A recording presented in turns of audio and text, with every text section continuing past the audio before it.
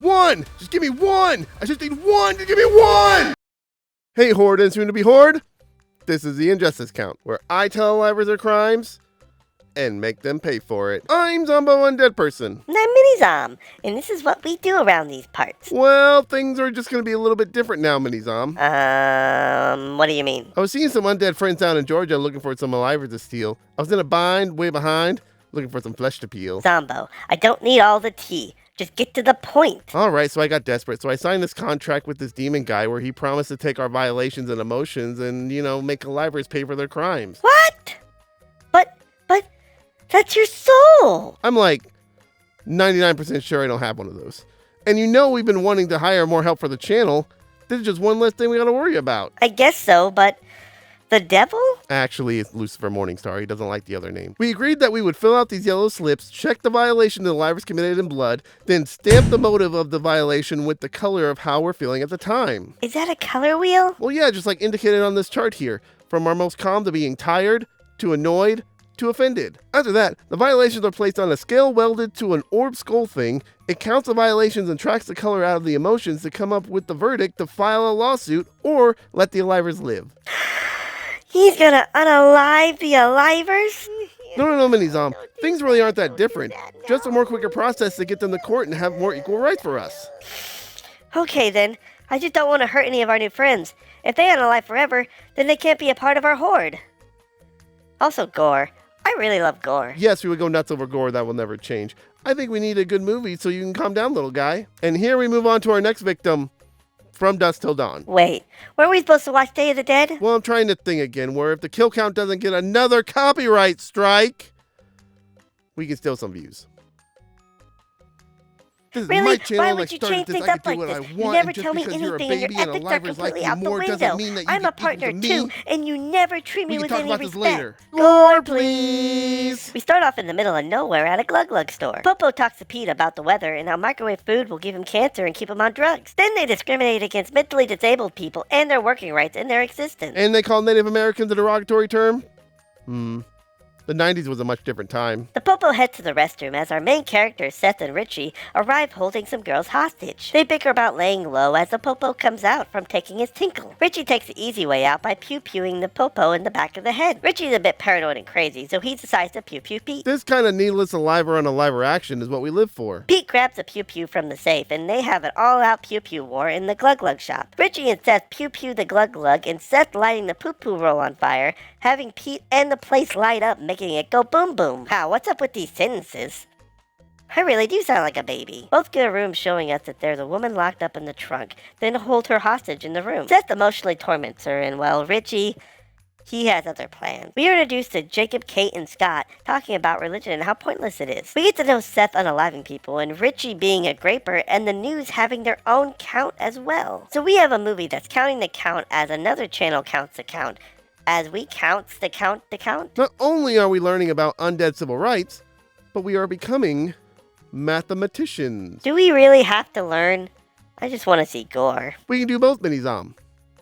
We can do both. Seth comes back with food to find Richie grapes the hostage and unalives her. Seth's biggest mistake was thinking that the crazy would go away. The other three travelers find the same motel and almost runs over Seth. But that encounter led to the three of them being held hostage and Kate eye molested by Richie. After Seth threatens to take all their lives, they are off on an adventure hostage-taking road trip. Down to Mexico they go as Creep Richie holds Kate and Scott hostage, and Seth talks to Jacob about his unalive wife and promises they would stay alive if they do what they say. They make it to the border as Cheech, the patrol Popo, gets a pervy look and lets them go. Arriving in Mexico, the titty twister looks like it'll be our final destination. This is a pussy blowout! Hot pussy, cold pussy, we got wet pussy, we got smelly pussy, we got hairy pussy, bloody pussy. Whoa! That guy sure likes a lot of different cats. Yeah. Seth forces everyone to stay together until a Carlos guy comes by. All of them walk into the bar as Seth and Richie beat up the cat guy for no reason. The club be popping with music and dancing and fighting and drinking and being almost kicked out by Charlie. Get out! But fortunately, Jacob can drive a truck. They sit at a table and we see a familiar guy. Didn't he turn into a zombie like 20 years before this? That's Tom Savini, Mini Zom. He's done a lot of horror films. Oh, so he's just going around that undead scene. He's good at what he's good at. He keeps doing what he do, and that's how it be. With some underage drinking, a snake lady gives them all a show. Soon after, the consequences of their own actions of beating up that cat guy turns into a knife and pew-pew fight. Holding up the bar, they pew-pew the cat guy down. The dancer sees and smells the liver blood, and we soon see a wonderful transformation. We jump on Richie the perv and take a very satisfying bite. Our cute unaliver being gets shot several times by Seth mid-meal. Richard is unalived by the bite, since the actor playing this role needs to direct the rest of the movie. Everyone coming up unalive? That's a good sight to see. We have beef with Sex Machine, so out comes his penis pew-pew to knock us down. They have us all locked in together. Dinner is served. Oh boy. Here we go. Get him, go and eat him. Eat him. Go, grab him. Go get him. Get him. Go eat him. Eat him. Yeah, do that. Eat him. Go get him. Go get him. Yeah, get him. Yeah. During this amazing feast, Aliver's kicking and pail, making a big mess to clean up. The cat guy from earlier trying to get a bite out of Kate, Scott smashed the bottle over his head and Kate shoves a cross in his mouth. Vampires of a religious nature makes them prone for religious leaders to make their crosses out of wood and silver. So that's why crosses work so well. That's a main factor. Holy water usually contains traces of garlic and silver depending on who makes it. Oh. Sex Machine kicks, flips, stabs, whips, hits, and stabs, ending Charlie before he became anything in this film. Seth pew-pews the stripper, trying again and failing. We give him the opportunity to be a slave, but he refuses, pew-pewing the chandelier as it falls on us, unaliving us. Another one of us comes out, delightfully snapping Aliver's necks to just have our heart ripped out. Beaten horribly by Seth and Jacob, and stabbed by Sex Machine for the final blow. We're evenly matched just to be choked, pew-pewed, headshot, stabbed several times, and we even try to beg for mercy. The place lights up as we burn away into goo. The band leaves before they become fried goo as well. They try to get out of the bar but fail while Seth talks to his unalived Richie. Or so he thought.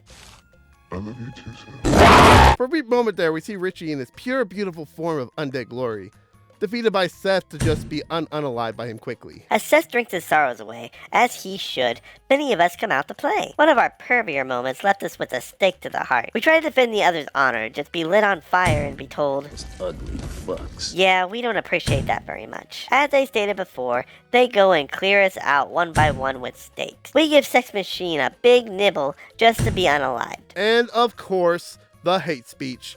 Oh, all the hate speech.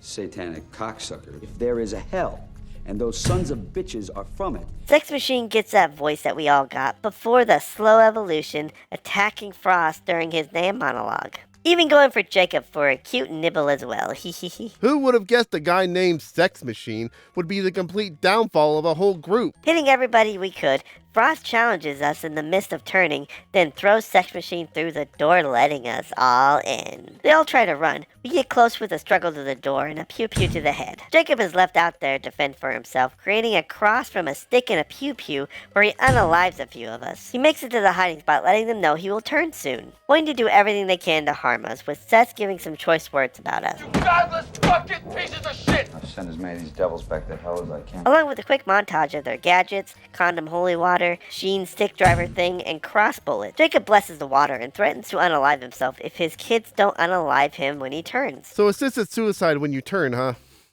I see that's more of a common thing than I thought. Speaking of common things, if you haven't yet, you guys should like and subscribe and join our Horde. We get to think alike, have all the brains and flesh we can eat, all types of fun stuff. Also, leave a comment, we love feedback, and if you subscribe, I'll love you super lot. They open the door and we all stare each other down. Seth starts us off with the offensive battle call. Kill 'em all! They're all getting... They had cut his head off. Why would they? Sex Machine's body turns into a wonderful rat beast, defending his kind to just be arrowed, kicked away, and blown up. We come back to play with Jacob, giving us a swift pew-pew through the stomach, blowing away several of us and leading us to melt. In the midst of our feast, our Jacob turns to enjoy a loving embrace to his son with a nibble on the neck. Aww. So adorable. Scott ruins the moment by hitting him with holy water, showing us his beautiful insides, before his son betrays him, pew-pewing his head to go boom. We avenge our fallen comrade, knowing that hugging and nibbling out our problems is the best medicine. And sister like brother, she shoots her brother, destroying a good moment. Shame. Almost out of ammo, they notice that it's morning and they shoot the rest of the holes in the walls. The doors burst open, shining sunlight into the disco ball, taking care of the rest of us. Seth punches Carlos from all the events that happened. I'd punch him too if Seth and his hostages never arrived. Everyone would still be unalived. Let's explain what happened to get a slightly better cut from Carlos, which she gives to Kate. She wants to go with him, but he refuses and leaves her stranded, driving off as we see our large mansion of stone and cars. Interesting tale of no undead to lots of undead all at once. Let's get to the count.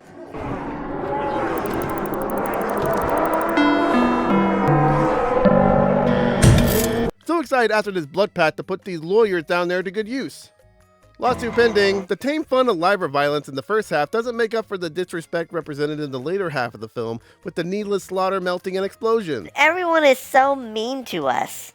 They're always so mean to us. I know, little baby Mini Zom, but these alivers will pay. And Day of the Dead, you're next. Gore, please. Puberty. Richie and Seth pew-pewing the glug-glug, and Seth lighting a poo-poo roll on fire, having Pete... Yeah, I'm a cutie butt. Look at me. Toot.